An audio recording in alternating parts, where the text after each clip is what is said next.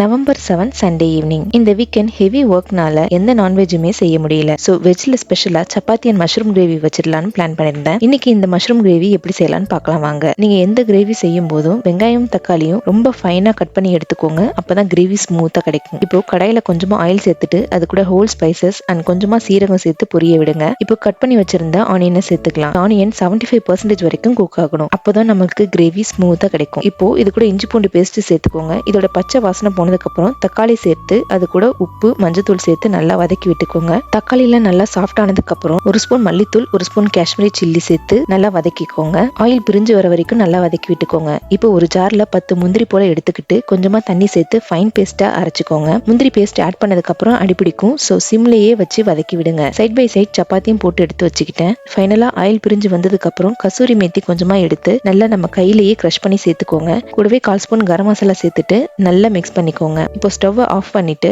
ஒரு butter cube add பண்ணி lid போட்டு 5 மினிட்ஸ் மட்டும் க்ளோஸ் பண்ணி விட்டுடுங்க. இப்போ ஓபன் பண்ணி பாத்தீங்கன்னா சூப்பரான சுவையான மஷ்ரூம் கிரேவி ரெடி. இந்த வீக்கெண்ட்ல உங்க வீட்ல என்ன ஸ்பெஷல்னு கமெண்ட்ல சொல்லுங்க.